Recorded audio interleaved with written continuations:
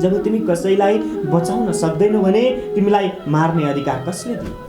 लडाईँ गरिरह्यौँ हामीले, भारतलाई भनिरह्यौँ अथवा अन्य देशलाई भनिरह्यौँ बुद्ध नेपालमा जन्मेका हुन्, बुद्ध नेपालमा जन्मेका हुन्, शान्तिको अग्रदूत बुद्ध नेपालमा जन्मेका हुन् भनेर हामीले सधैँभरि बुद्धको महिमा गाइरह्यौँ। तर बुद्धले सिकाएको बाटोमा हामीले 1 इन्ची पनि अगाडि बढेर हिँड्न चाहेनौँ। यदि मेरो सामुन्नेमा कोही भड्किएको व्यक्ति आउँदैछ भने मैले उसलाई मार्गनिर्देश गर्न सकिनँ भने म साधु भएको के अर्थ? कसैको दुःखमा देख्दाखेरि हाम्रो आँखा रसाउँछन्, हाम्रो मन पोल्छ। कसैलाई पीडामा देख्दाखेरि हामीलाई पनि पीडा हुन्छ। त्यो कारणले गर्दा कुनै न कुनै भगवान गौतम बुद्धभित्र रहेका गुण हामीभित्र पनि छ।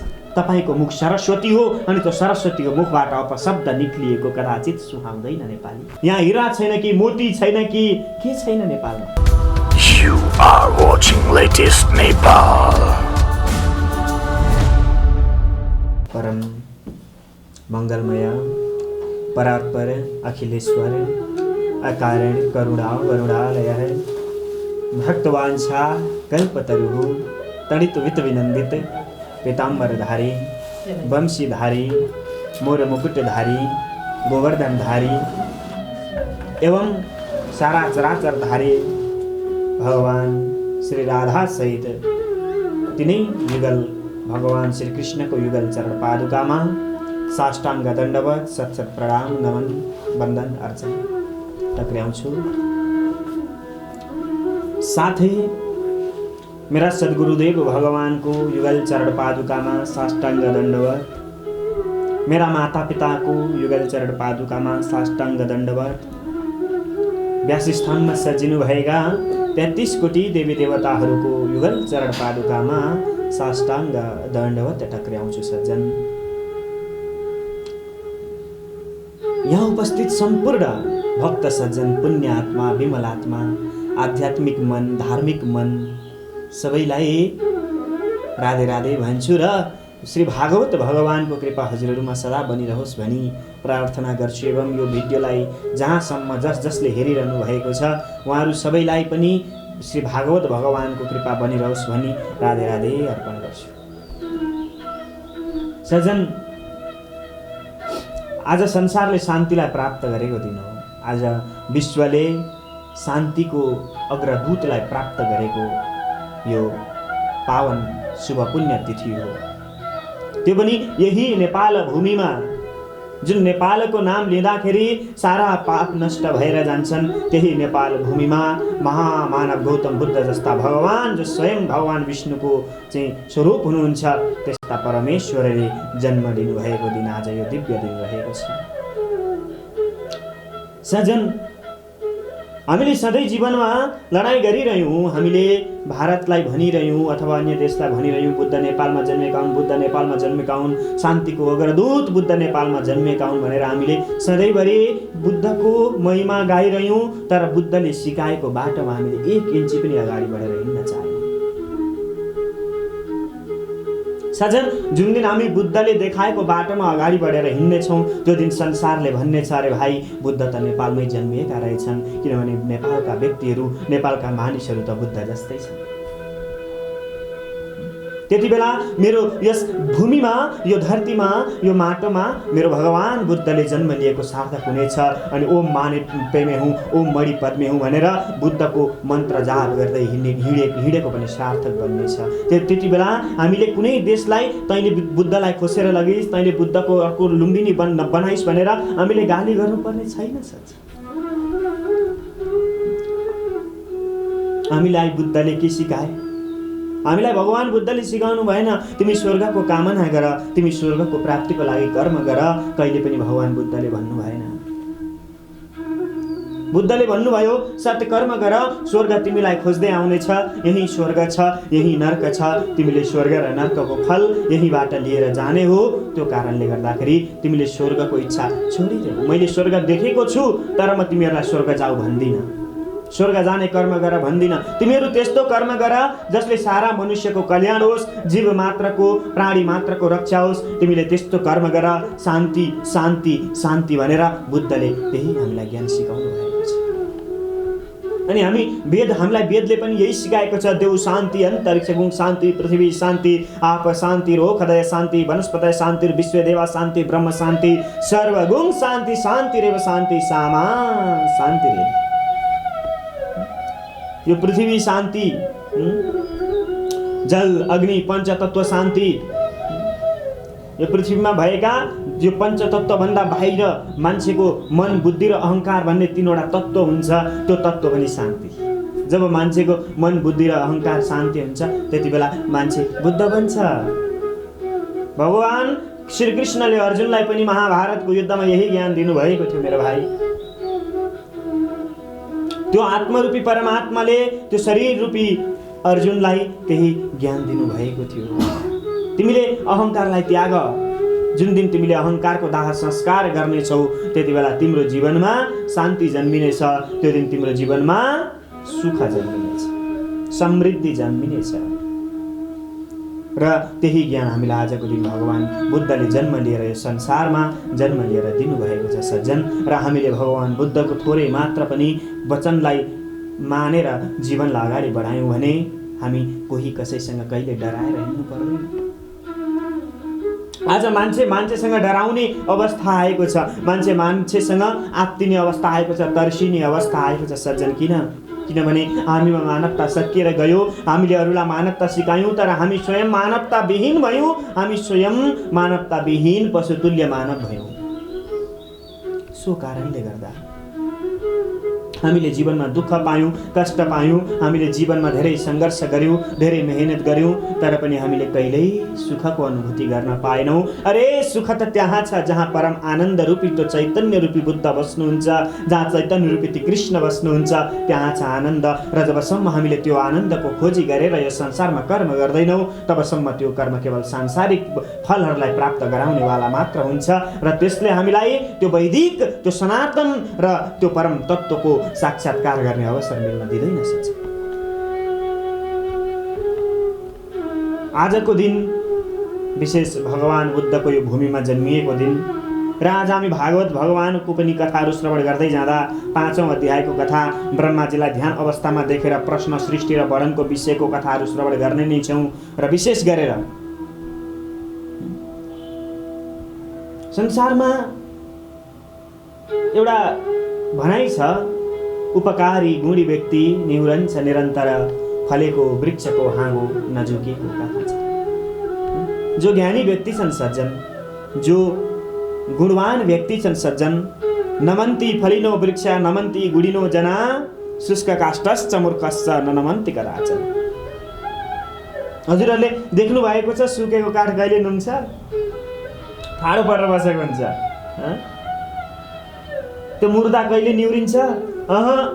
लम्पसार परेर तेर्सेर सुतेको हुन्छ र उसलाई लम्पसार पारेरै जलाइदिन्छन् सज्जन। लम्पसार पारेरै उसलाई चाहिँ श्मशानमा दफनाइदिन्छन्। यसको मतलब, अरे भाइ तिमी मर्दा पनि घमण्डका साथमा मर्दैछौ। तिमीले यदि त्यो घमण्डलाई तोड्ने हो भने नमन्ती फलिनो वृक्ष, फलेको वृक्ष नुहिएको हुन्छ, नुगेको हुन्छ। नमन्ती गुडिनो जनाः, जो गुणीजनहरू छन् उनीहरू निहुरेका हुन्छन्। उनीहरूले कहिले पनि आफूभित्रको क्षमतालाई अरूसँग देखाउन चाहँदैनन्। जो क्षमता छ उनीहरूले आफूभित्र राख्ने गर्छन्। तर शुष्क काष्ठस्थ, सुकेको काठ जहिले पनि ठाडो परेको हुन्छ र उसलाई के गरिन्छ? केवल बाल्ने काम गरिन्छ सच्चा। त्यसैले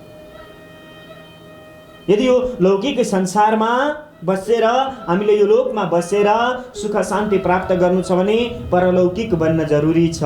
र त्यो परलौकिक आत्मरूपी त्यो तत्त्वको चिन्तन गर्न जरुरी छ। त्यही आत्मचिन्तन गर्दै गर्दै त्यो बोधिसत्व, त्यो बुद्धत्व भगवान बुद्धले प्राप्त गर्नुभयो र साक्षात् भगवानको रूपमा संसारमा कहलिनुभयो। आज उहाँको नाममा धर्म छ। हामी बुद्ध त बन्न सक्दैनौँ अवश्यमेव, तर बुद्धले देखाएको बाटोमा हिँड्न सक्छौँ। हामीले बुद्धले भनेका कुराहरूलाई अँगालेर त्यो अनुसार हामी कर्म गर्न सक्छौँ सज्जन। एउटा अङ्गुलीमाल नामको दैत्य थियो, जसले जो व्यक्तिलाई भेट्थ्यो त्यसलाई मारिदिन्थ्यो, त्यसको औँला काटेर घाँटीमा लगाउने गर्दथ्यो। एउटा व्यक्ति बराबर एउटा औँला उसले धारण गर्ने गर्थ्यो। उसको संकल्प थियो, जबसम्म म 100वटा औँलाको माला बनाएर लाउँदिन तबसम्म म यो काम रोक्दिन।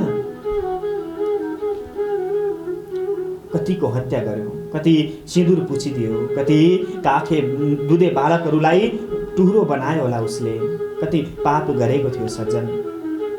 र एक दिन भगवान बुद्ध भिक्षा माग्दै माग्दै माग्दै माग्दै आउनु भएछ। जब उहाँ भिक्षा माग्दै त्यो अंगुलीमालको ग्रामभित्र प्रवेश गर्नुभयो सज्जन, जब अंगुलीमालको गाउँभित्र प्रवेश गर्नुभयो अनि त्यही क्षेत्रभित्र प्रवेश गर्न लाग्नु भएको थियो जहाँ अंगुलीमालले बस्ने गर्छ, त्यति बेला त्यहाँका कोही सज्जनहरू आएर भन्न लागे, महात्मा तपाईँ त्यहाँ नजानुहोस्। किन? त्यो रेस्ट्रिक्टेड एरिया हो, त्यहाँ नजानुहोस्। किन नजाने? त्यति बेला उनीहरूले भने, स्वामी हे महाराज, त्यहाँ त एउटा अंगुलीमाल नाम गरेको दानव बस्छ, दैत्य बस्छ, त्यसले सम्पूर्ण जति पनि उसको सामुन्यमा जान्छन् उसलाई मारिदिन्छ, उसको औँला काटेर उसले घाँटीमा माला लगाउँछ। भगवान बुद्ध मुसुक्क हाँस्नुभयो। त्यसो भए त मैले त्यहाँ जानै पर्छ, त्यसो भए त मैले उसलाई भेट्नै पर्छ, नत्र म साधु भएको, म सन्त भएको, म सिद्ध महापुरुष भएको के अर्थ? सज्जन, यदि मेरो सामुन्यमा कोही भड्किएको व्यक्ति आउँदैछ भने मैले उसलाई मार्गनिर्देश गर्न सकिनँ भने म साधु भएको के अर्थ? चाहे जतिसुकै पापी होस्, चाहे जतिसुकै दुराचारी होस्, चाहे जतिसुकै ठुलो हत्यारा किन नहोस्, उसलाई मैले दर्शन दिनै पर्छ, उसलाई मैले भेट्नै पर्छ। म त अब झन् त्यहाँ जानै पर्छ। भगवान बुद्ध त्यहाँबाट त्यो अंगुलीमाल बसेको जङ्गलतर्फ अगाडि बढ्नुभयो। जाँदै हुनुहुन्थ्यो, बिचमा कसैले उसलाई हे पख भनेर बोलायो, रोक्यो। भगवान बुद्ध मुसुक्क हाँस्नुभयो। सजन विद्वान अनि ज्ञानी व्यक्तिहरू मुस्कान आफ्नो ओठबाट हत्तपत्त हट्न दिँदैन, उनीहरू मुस्कुराइरहन्छन्, किनभने मुस्कान भन्दा ठुलो हतियार केही पनि हुन सक्दैन। हजुरको एक मुस्कानले जस्तो सुकै युद्ध जित्न सक्छ। सज्जन, तपाईले आफ्नो दुश्मनलाई मार्नु छ भने तपाईँ हाँसिदिनुस्, तपाईले आफ्नो दुश्मनलाई जलाउनु छ भने तपाईँ हाँसिदिनुस्। तपाईँको मुस्कान देखेर तपाईँको दुश्मन पल पल जलिरहन्छ, यही सोचिरहन्छ कि तपाईँको ओठमा कति बेला मैले दुःख देख्न पाऊँ। र जब तपाईँ पीडामा हुनुहुन्छ, जब तपाईँ दुःखमा हुनुहुन्छ, तपाईँको दुश्मन खुसी हुन्छ। भगवान रोकिनु भयो। पछाडिबाट अंगुलीमालले बोलायो, हातमा हतियार बोकेको छ। उसले भन्यो, अब आज मेरो 100वटा औँलाको संकल्प पूरा हुने भयो, म तँलाई पनि मारेर तेरो औँला मेरो घाँटीमा लगाउँछु। भगवान बुद्धले भन्नुभयो, हुन्छ मार, म तिम्रो लागि मर्न तयार छु, तर मलाई एक दुईवटा प्रश्नको तिमीले जवाफ दिनुपर्छ। यसो हेर्दा साधु सन्त अंगुलीमालले पनि त्यो भगवानको त्यो दिव्य बाणीलाई नकार्न सकेन, त्यसको प्रभाव उसमा परिहाल्यो र उसले हुन्छ प्रश्न गर भन्यो। भगवानले भन्नुभयो, तिमी मारिरहेको छौ, तिमी यो माला लगाएर के प्राप्त गर्न चाहन्छौ? के गर्छौ तिमी यो माला लगाएर? तिमी मान्छेलाई मारेर के प्राप्त गर्न चाहन्छौ? ऊ अकमक्क उसले जवाब दिन सकेन। तिमी मेरो लागि एउटा काम गर्दै अनि मलाई मार। अंगुलीमालले भन्यो, हुन्छ। उसको हातमा हतियार थियो, खुकुरी तरबार थियो। उसले भगवान गौतम बुद्धले भन्नुभयो, उयो रुखलाई लगेर गएर ढालेर देखाऊ। अंगुलीमाल सरासर गयो र त्यसलाई छमछम काटेर त्यो रुखलाई ढालिदियो। र भगवानले भन्नुभयो, तिमी अब यसलाई जोडेर देखाऊ। अंगुलीमालले भन्यो, यो कसरी सम्भव? यसलाई बचाएर देखाऊ, यसलाई जीवित बनाएर देखाऊ। अंगुलीमालले भन्यो, म सक्दिनँ। जब तिमी कसैलाई जीवन दिन सक्दैनौ भने कसैको मृत्युको कसरी तिमी कार्य गर्न सक्छौ? कसैलाई तिमी कसरी मार्न सक्छौ? जब तिमी कसैलाई बचाउन सक्दैनौ भने तिमीलाई मार्ने अधिकार कसले दियो? न त तिमी भगवान हौ, न त तिमी अरू त्यस्तो केही नै हो। भन, तिमी को हौ? को हौ तिमी? अंगुलीमाल अकमक्यो र उसले भने, प्रभु, मैले यो बाटोमा धेरै समयदेखि हिँडिरहेको छु।